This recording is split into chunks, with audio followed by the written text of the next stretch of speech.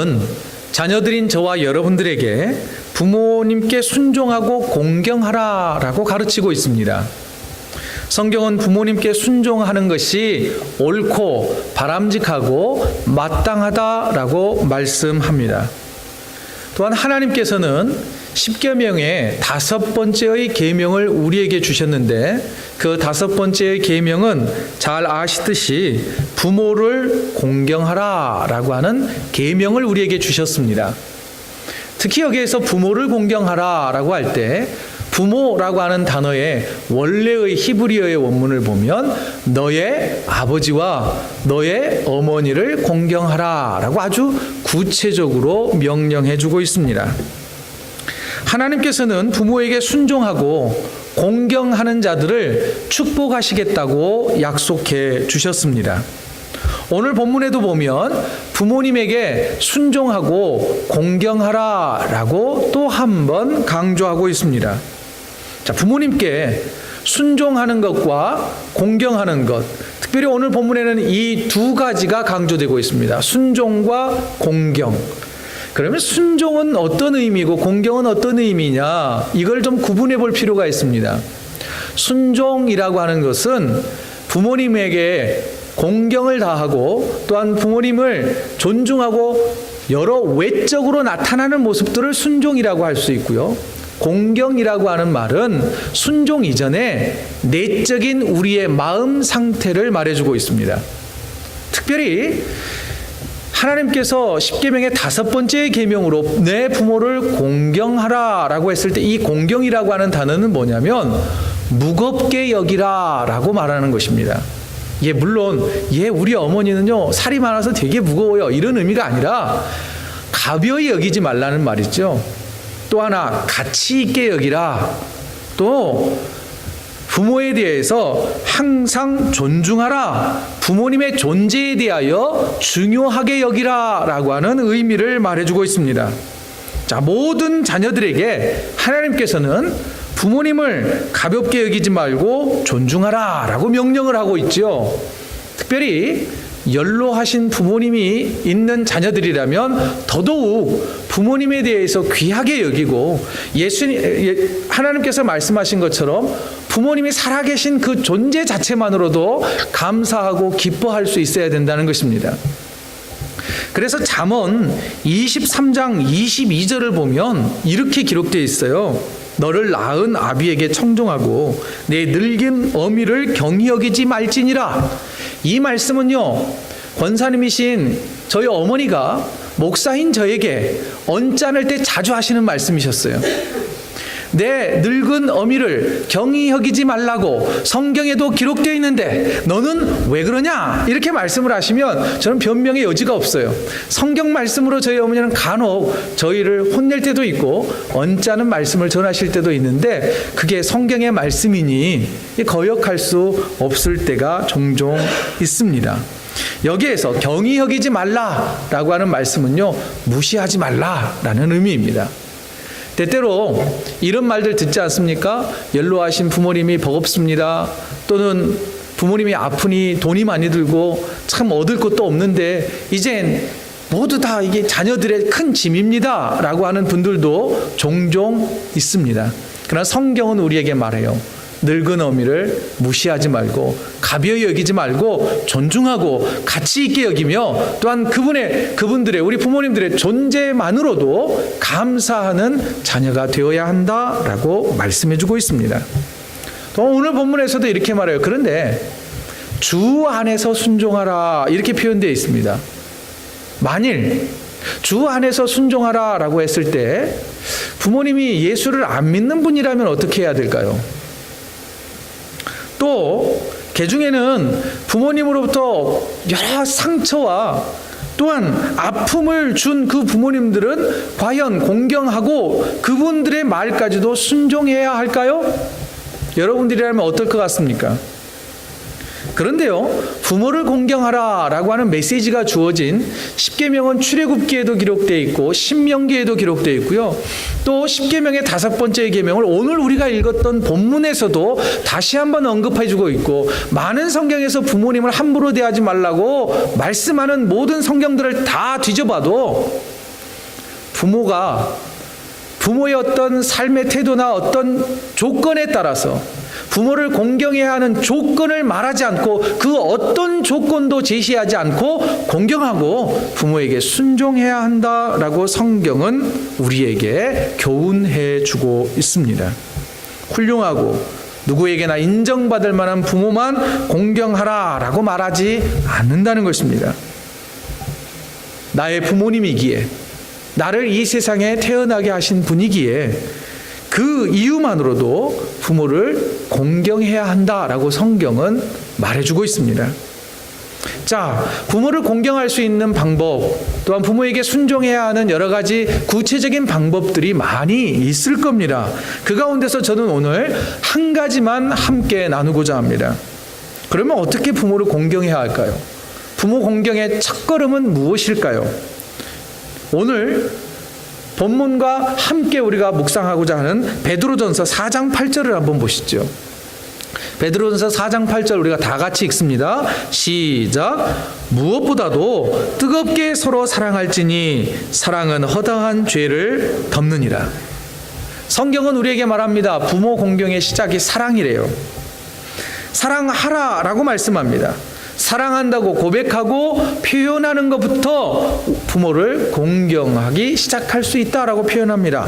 그런데 여러분, 어떻게 사랑해야 될까요? 주 안에서 사랑해야 합니다. 주님이 우리를 사랑하신 것처럼 사랑해야 합니다. 죄인된 우리를 목숨을 버려가며 사랑해 주신 그 사랑, 우리가 사랑의 빚을 지었으니 부모가 그 어떤 분이든 나에게 상처를 주었든 그 어떤 형편에 있든지 우리도 주의 사랑으로 사랑하기 위하여 몸부림쳐야 한다라고 우리에게 말씀해주고 있습니다.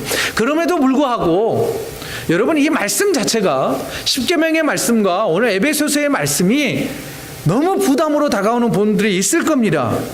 도저히 부모 공경하라는 말씀에 순종할 수도 없고 이 말씀을 생각하면 막 우라통이 터지고 도리어 괴롭고 아플 수도 있어요. 만일 그런 분들이 있다면 여러분, 이 말씀을 붙들고 기도해야 되는데 뭐라고 기도해야 될까요? 뭐라고 기도해야 되냐면, 하나님, 제가 나의 부모로부터 받은 이 상처와 아픔을 치료해 주십시오라고 기도해야 하는 것입니다. 치료하고 또한 그 상처를 극복함으로 사랑을 고백할 수 있도록 도와주십시오라고 기도해야 하는 것입니다. 여러분, 부모 사랑하는 것 때때로요, 내 힘과 의지로 안 될 때가 있습니다. 그때는 주의 능력을 의지해야 하는 것입니다. 그리고 이제는 우리가 좋은 부모가 되기로 결단해야 할 때가 되었다는 것입니다. 여러분, 혹시 상처와 아픔을 대물림하고 싶으신 분 계십니까? 내가 받은 상처, 내 자녀들도 똑같이 겪게 해주고 싶은 부모는 이 세상에 좋은 부모라고 한다면 단 한 사람도 없을 것입니다. 자, 그러면 여러분, 우리가 좋은 부모가 되기 위해서도 최선을 다해서 노력을 해야 하지 않을까요? 오늘 본문 4절은요, 좋은 부모가 되기 위해서 닮지 말아야 할 부모의 모습을 먼저 이야기를 해주고 있습니다. 본문 4절에 전반절을 보면 이렇게 기록되어 있어요. 또 아비들아, 여기에는 아버지와 어머니를 모두 다 이야기합니다. 너희 자녀를 노엽게 하지 말고, 여기서 노엽게 하다는 말은요, 마음에 상처 주지 말고 아이들 막 화가 나게 하지 말라는 거예요. 때때로 부모들인 저와 여러분들이 자녀들을 노엽게 할 때가 있다는 것 인정하시죠? 저 녀석이 왜 저러는지 몰라. 그런데 그 배경을 보면 나 때문이에요. 왜? 이런 프로그램이 있더라고요. 세상에 나쁜 개는 없다. 이런 비슷한 프로그램이 있더라고요. 이런 말도 있습니다. 세상에 나쁜 자식은 없대요. 모두 다 나쁜 부모만 있을 뿐이래요. 우리의 잘못인데 우리는 대부분 그러죠. 어이구, 저것은 꼭 누구를 닮아서 다 나 닮은 거예요. 다 나 닮은 거예요. 누굴 닮게요? 나들 닮았죠. 그럼 자녀들을 노엽게 하고 자녀들에게 마음에 상처를 주는 부모, 좋지 못한 부모의 샘플들 성경에서 한번 찾아볼게요. 첫째, 자녀를 노엽게 하는 부모, 편애하는 부모입니다. 여러분, 이삭과 리브가에게는요, 에서와 야곱이라고 하는 쌍둥이 아들들이 있었습니다. 여러분, 좋은 부부관계를 이야기할 때 빼놓지 않는 부부가 누구냐면 이삭과 리브가예요.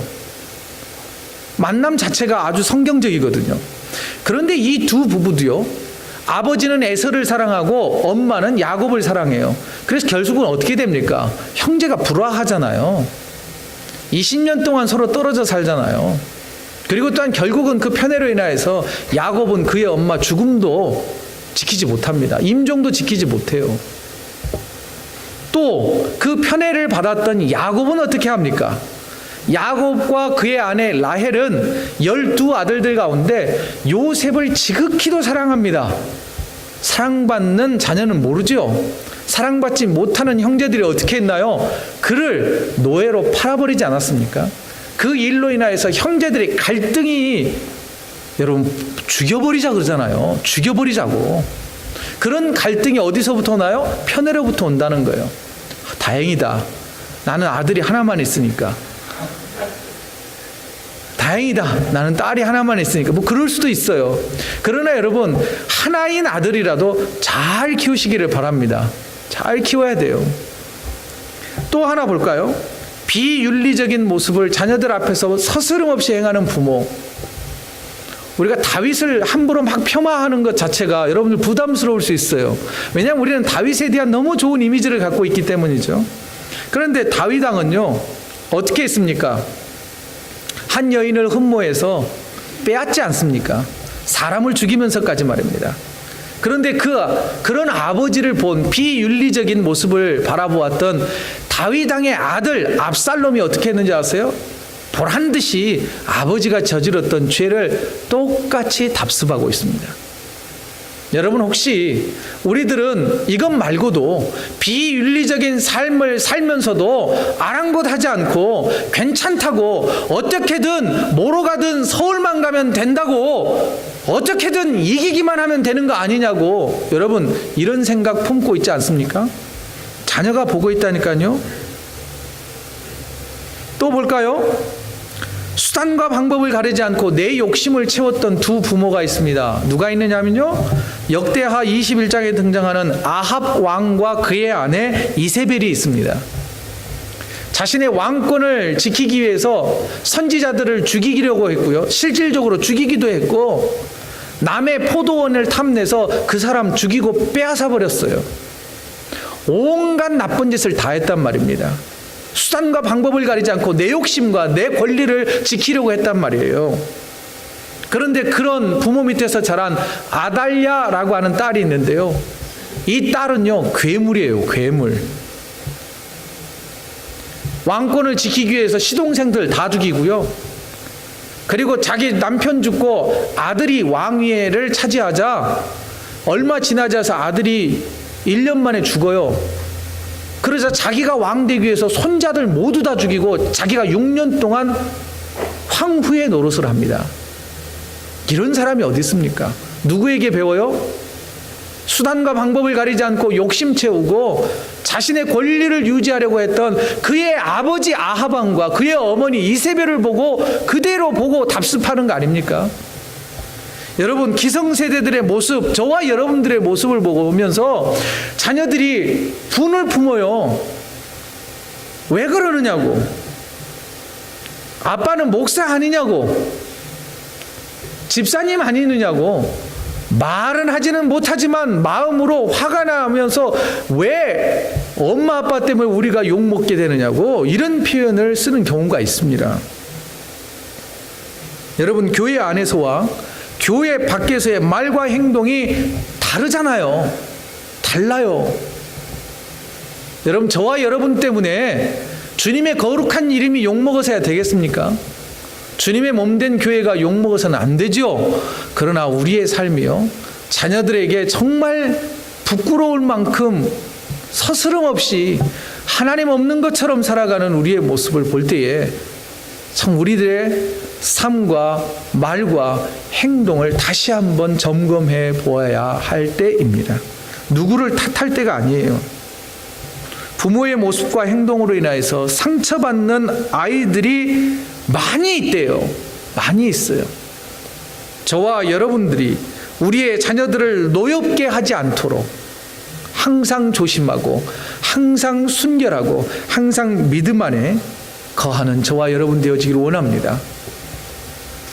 그러면 저와 여러분들이 그러면 또 어떻게 하면 좋은 영향력을 끼치는 좋은 부모가 될 수 있을까요? 오늘 본문 4절 후반절은 이렇게 되어 있습니다. 주의 교훈과 훈계로 양육하는 부모가 좋은 부모다라고 그 대안을 제시해 줍니다. 그러면 구체적인 성경에서 등장하는 좋은 부모의 샘플도 있을 거 아닙니까? 그 샘플을 좀 찾아보죠. 첫 번째, 예수님의 부모였던 요셉과 마리아입니다. 요셉과 마리아는요, 자녀가 하나님께 속하였다라고 하는 것을 인정한 두 부모였습니다. 여러분, 예수님이 누구입니까? 성령으로 잉태한 받아서 이 땅을 구원하시기 위해 오신 메시아 아니십니까? 그러면 여러분, 만일 수많은 사람들이 내 아들에게 다 이목이 집중해요. 그러면 여러분들 어떻게 하시겠어요? 내 아들이에요. 내 아들. 그러면서 뭔가 한몫 차지하고 싶은 생각 안 했을까요? 뭔가 우쭐한 마음이 생기지 않을까요? 내 아들인데, 내 아들이 온 세상 사람들에게 추앙받고 있는데, 그리고 내 아들을 이용해서 뭔가 좀 권리를 찾고 뭔가 욕심을 좀 부리고 싶지 않았을까요? 그런데 그러지 않았어요. 예수님의 부모였던 요셉과 마리아는 그러지 않았습니다.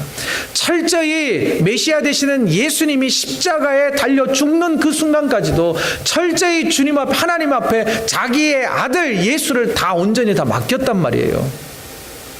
특별히 또한 요셉과 마리아는요, 자신의 아들 예수를 하나님께 다 내어 맡겨버립니다. 자기들이 어떻게 하려고 하지 않아요. 자기들이 소유권을 주장하지도 않고 자기들 손으로 그 아들을 지키려고 하지 않습니다. 여러분, 기억하십시오. 우리의 자녀들 우리가 붙든다고 붙들려집니까? 하나님이 붙들어 주시지 않으면 여러분들과 제가 아무리 우리의 자녀들을 붙들고 바른 길로 인도하려 한다 해도 안 될 겁니다. 안 된다고요. 그러니 하나님께 내어 맡기는 저와 여러분 되기를 원합니다. 내 자식이 아니라 하나님 자식입니다. 하나님의 백성입니다라고 인정하는 좋은 부모가 바로 저와 여러분 되어지기를 원합니다.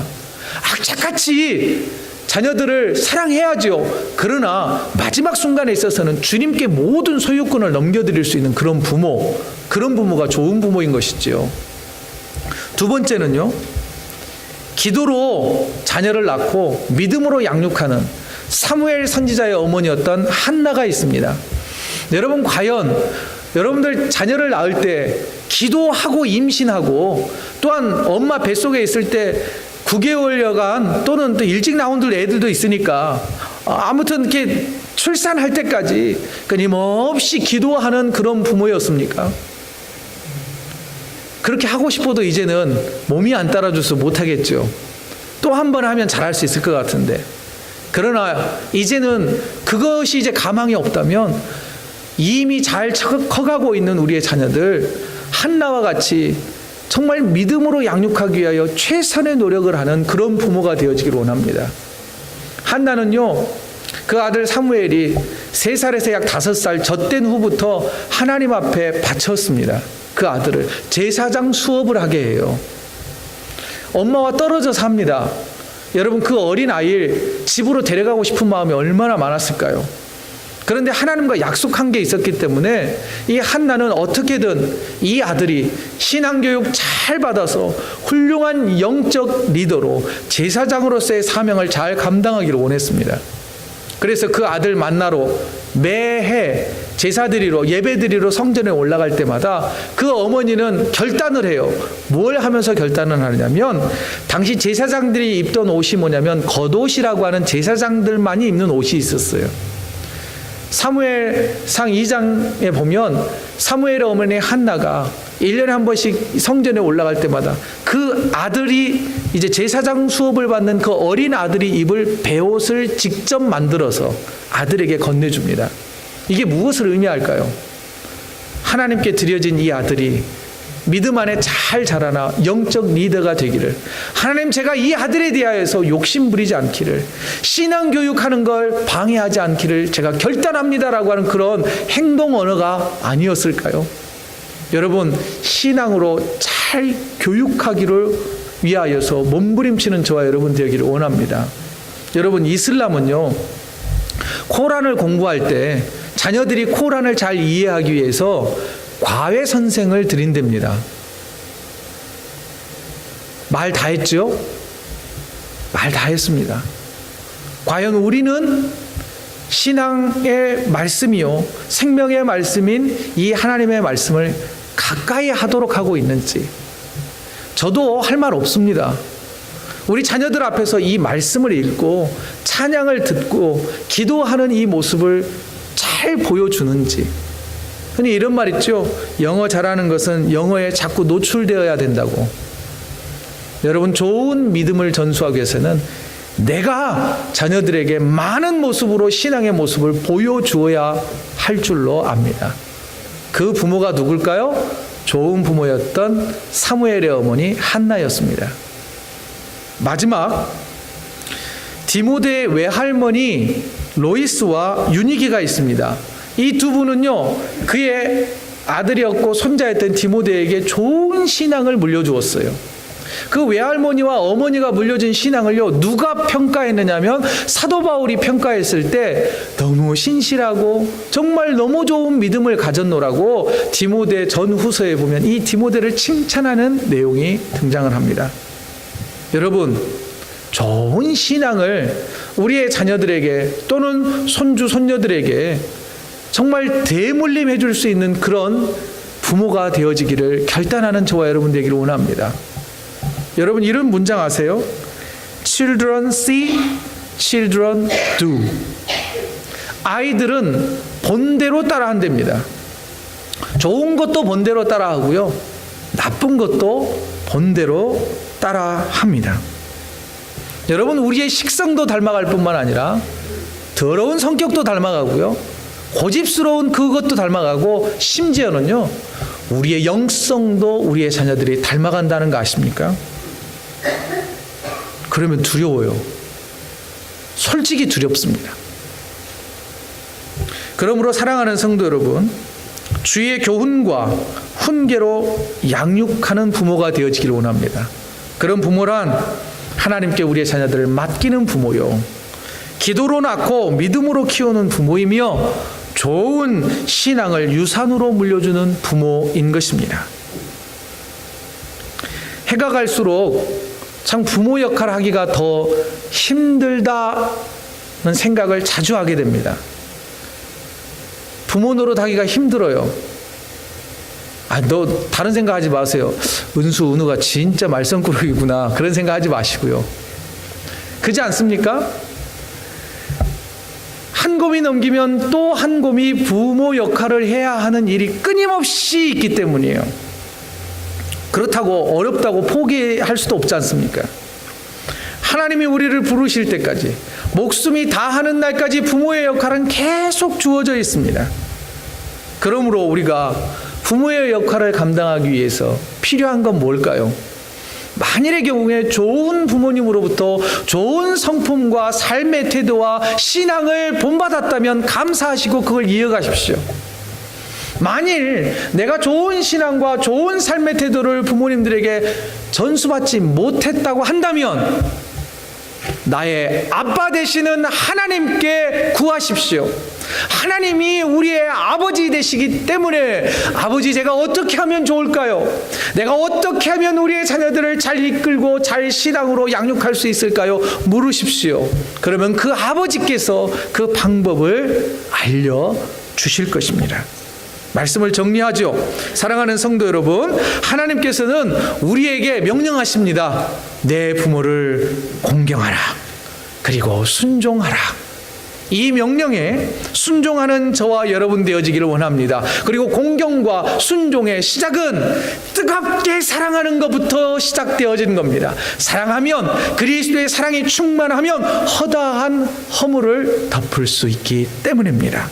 아울러 좋은 부모가 되는 거 쉽지 않습니다. 그 누구도 나는 좋은 부모입니다라고 함부로 말할 수 없고 당당하게 말할 수 없다는 것 우리 모두 다 인정할 것입니다. 그러나 하나님께서 선물로 주신 우리 자녀들에게 좋은 부모가 되기 위하여서, 좋은 신앙의 선배가 되기 위해서 몸부림치는 저와 여러분 되기로 결단하기를 원합니다. 그리고 더 나아가 주의 교훈과 훈계로 양육하는 것, 가르치는 것, 본을 보이는 것, 이것을 결단하는 좋은 부모가 되어지는 저와 여러분 되어지기를 원합니다.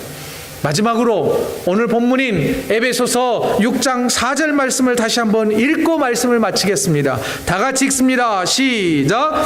또 아비들아, 너희 자녀를 노엽게 하지 말고 오직 주의 교훈과 훈계로 양육하라. 모두 다 부모에게 공경함으로, 더 나아가 좋은 부모가 됨으로 저와 여러분들의 가정이 하나님 보실 때에 기뻐하는 가정, 또한 사랑이 넘치는 가정, 사랑이 회복되는 복된 가정 되어지시기를 주의 이름으로 축원드립니다. 이 시간 우리 함께